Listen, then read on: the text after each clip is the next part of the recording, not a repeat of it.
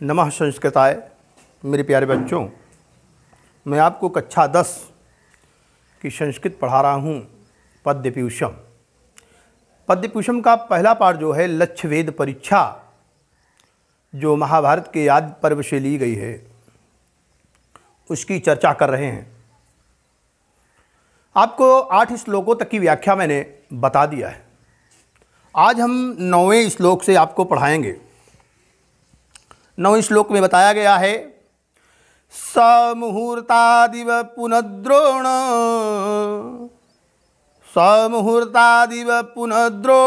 स्तम प्रत्यभासत अत पृच्छमिमं मां वा भातृन्वापि प्रपश्यसि। जब महाराज युधिष्ठिर निशाना साध करके खड़े हुए तो द्रोणाचार्य जी महाराज उनसे पूछ रहे हैं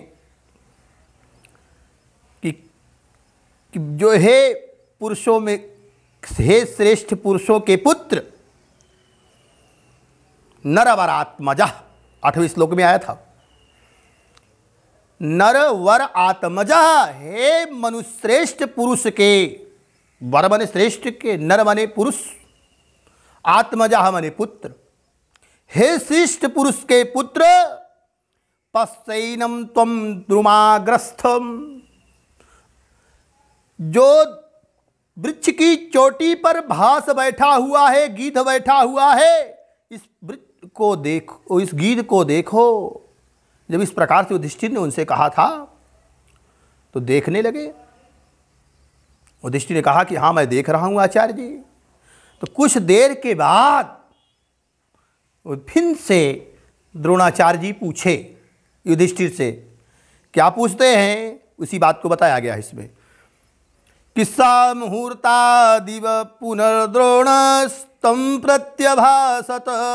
मुहूर्तादिव, मुहूर्ताद इव माने थोड़ी देर बाद ही फिर से, पुनः फिर से द्रोण चार्य जी, तम माने उनको, किनको, युधिष्ठिर को फिर से बोले, उनसे कहे कि अथ, इस प्रकार से द्रोणाचार्य से कहते हैं, वृक्षमिमं मां वा भातृन्वापि प्रपश्यति। इस वृक्ष को भी तुम देख रहे हो, और माम माने मुझको भी देख रहे हो तुम, भातृ अपने भाइयों को भी देख रहे हो, प्रपश्यसि अच्छी तरह से देख रहे हो।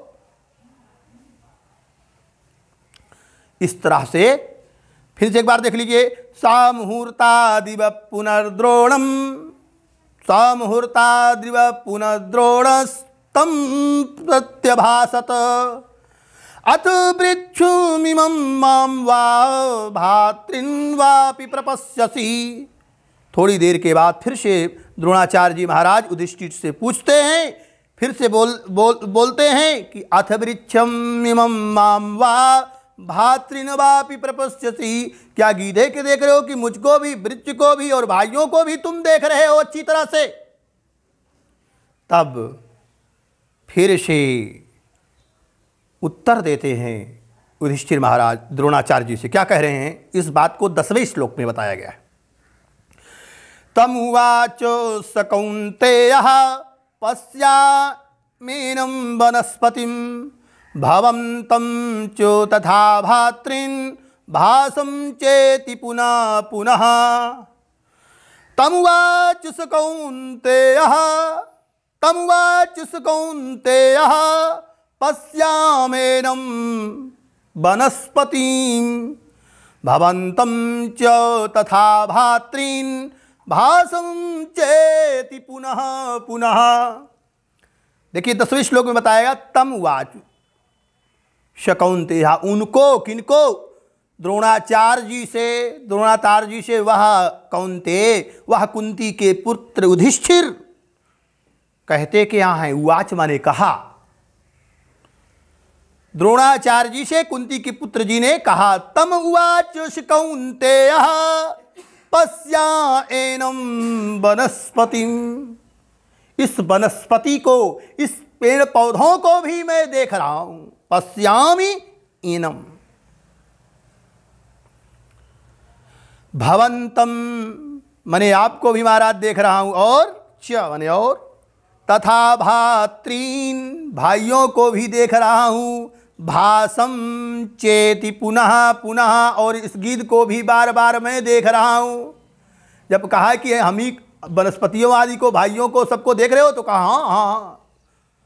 युधिष्ठिर ने कहा, कुंती के पुत्र युधिष्ठिर ने कहा महाराज द्रोणाचार्य जी से कि मैं इस वनस्पति को, आपको और भाइयों को तथा ये जो गीत बैठा हुआ है इसको मैं बार बार देख रहा हूं।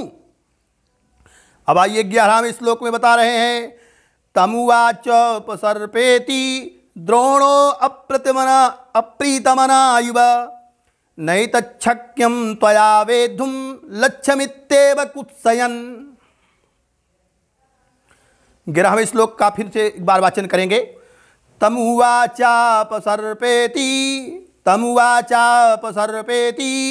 द्रोणो प्रीतमना इव नैतच्छक्यं त्वया वेद्धुं लक्ष्यमित्येव कुत्सयन्।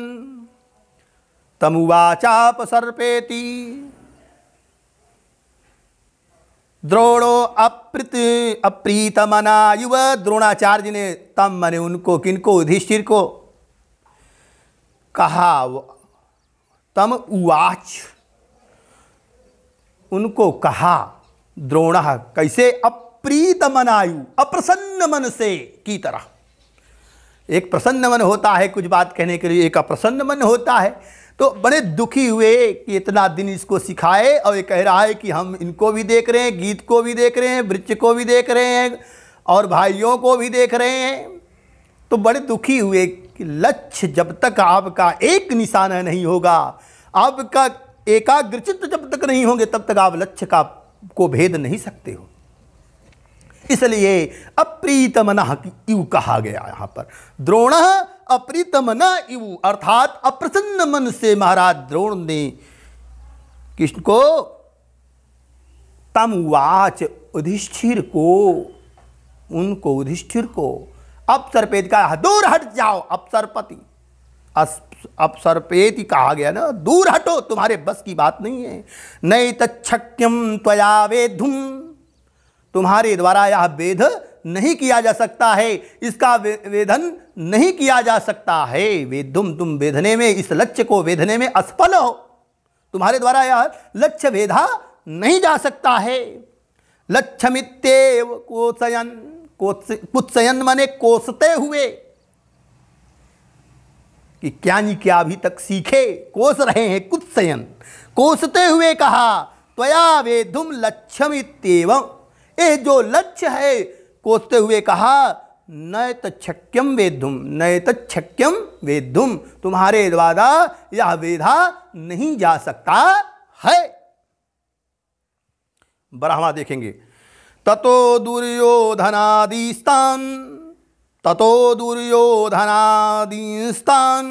धार्तराष्ट्रान् महायशः तेनेव क्रमयोगेन जिज्ञासुः पर्यपृच्छत। ततो दुर्योधनादिस्तान्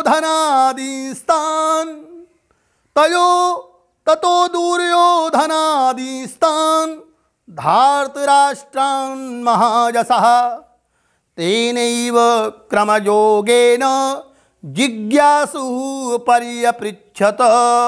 उसके बाद क्या हुआ, उनको दूर हटा दिया, तो उसके बाद ततः तत्पश्चात दुर्योधन आदीन, जो धृतराष्ट्र के, धार्तराष्ट्र के पुत्र हैं, धृतराष्ट्र के जो पुत्र हैं, कौरव जो 100 पुत्र थे ना, सबसे बड़े जिसमें दुर्योधन थे, उसके बाद और सब छोटे थे, 100 पुत्र थे, उन सारे लोगों को दुर्योधन आदि, जो दुर्योधन आदि धृतराष्ट्र के पुत्र थे, उन सभी को, जो महायशस्वी थे, उन सभी को तेनेव क्रमयोगेन, उनके द्वारा क्रम के एक एक करके धीरे धीरे सब से जिज्ञासा की इच्छा में पर्यपृच्छत, विशेष रूप से पूछा। कि तुम क्या क्या देख रहे हो।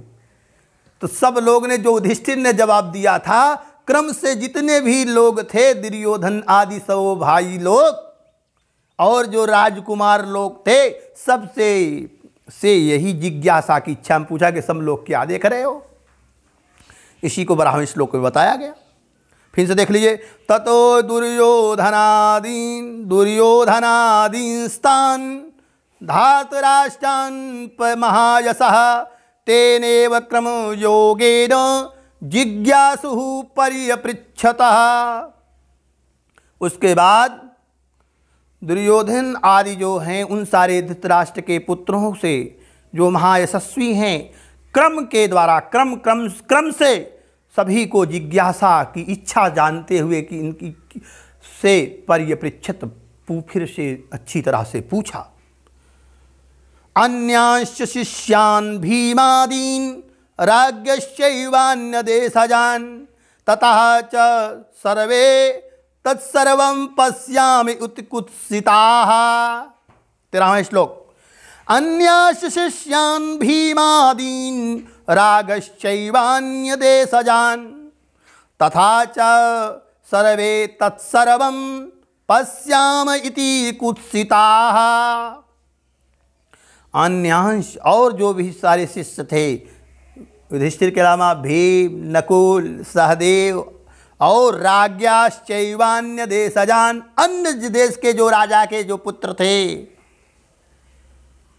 सारे शिष्यों को तथा च सर्वे तत्सर्वम, उन सभी लोगों से पूछा। सारे लोग पश्चाम इत कुत्सितः, सब कुछ वही जो युधिष्ठिर ने बताया था, ओ कुत्सित मन वाले सारे लोगों ने वही कहा, मैं देख रहा हूं। तब 14वें श्लोक में कह रहे हैं, ततो धनंजयं द्रोणं स्मय्यमानो व्यभासता त्वेदानीं प्रहर्तव्यम् एतल्लक्ष्यं विलोक्यताम्। ततो धनंजयं द्रोणं स्मय्यमानोऽभ्यभासत त्वेदानीं प्रहर्तव्यम् एतल्लक्ष्यं विलोक्यताम्।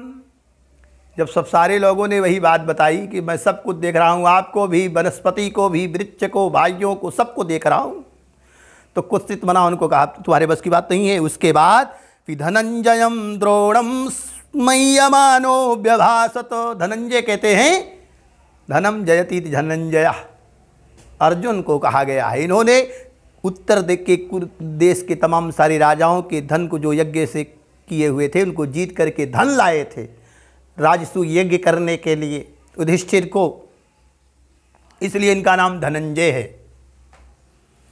तो धनंजयम, महाराज अर्जुन को द्रोण जी ने कहा, स्मय्यमानोऽप्यभासत, मुस्कुराते हुए, स्मय माने में मुस्कुराते हुए अच्छी तरह से बुला करके कहा, त्वयेदानीं प्रहर्तव्यम् एतल्लक्ष्यं विलोक्यताम्।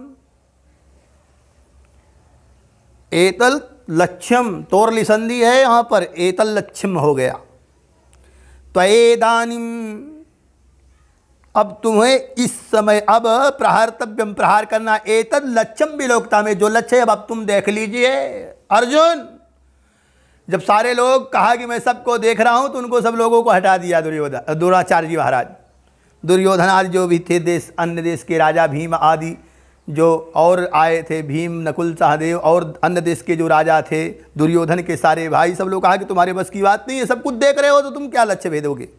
जब सब लोगों ने देख लिया तो अंत में, लास्ट में धनंजय से मुस्कुराते हुए महाराज द्रोण ने कहा, त्वयेदानीं प्रहर्तव्यम्, तुमको प्रहार करना है, तुमको लक्ष्य बनाना है, एतल लक्ष्यम विलोक्यताम्, इस लक्ष्य को तुम अच्छी तरह से देख लीजिए।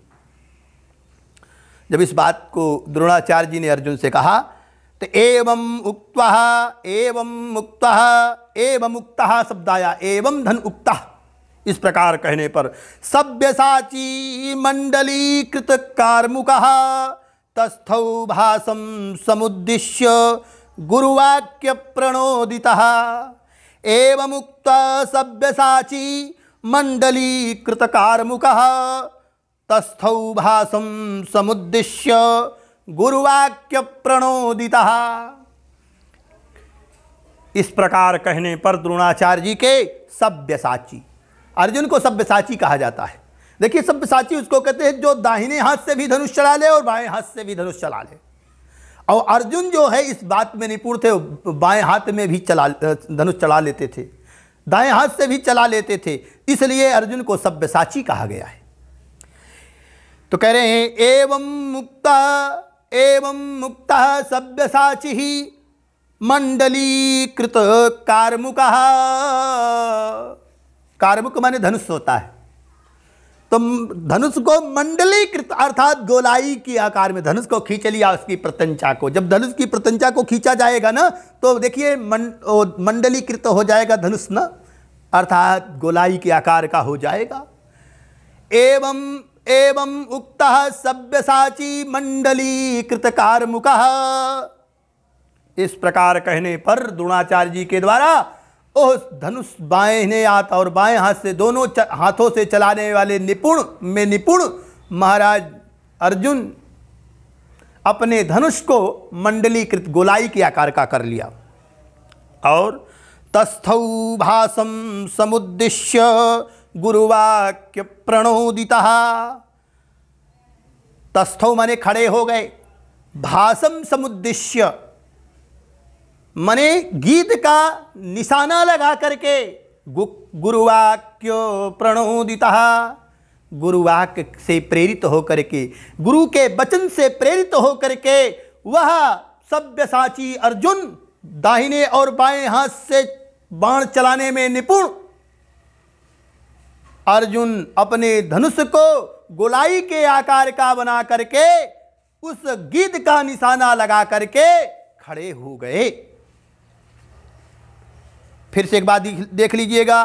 ततो धनंजयं द्रोणम अस्मय्यमानो व्यभासत त्वेदानीं प्रहर्तव्यम एतल्लक्ष्यं विलोक्यताम। मुस्कुराते हुए द्रोणाचार्य जी ने अर्जुन से कहा कि अब तुम्हें इस लक्ष्य को प्रहार करना, इस लक्ष्य को भली तरह से देख लीजिए। इस प्रकार कहने पर द्रोणाचार्य जी के वह गुरुवाक्य प्रणोदितः गुरु जी के द्वारा प्रेरित किए जाने पर वो धनुष और बाण जो दोनों हाथों से चलाने में निपुण हैं, वो अपने धनुष को गोलाई के आकार का बना करके और गीत का निशाना लगा करके खड़े हो गए। तो मैं आज आपको 15 श्लोकों तक की व्याख्या किया, अब शेष आपको कल पढ़ाएंगे। इसको आप लोग पढ़िए और अध्ययन करिए। धन्यवाद।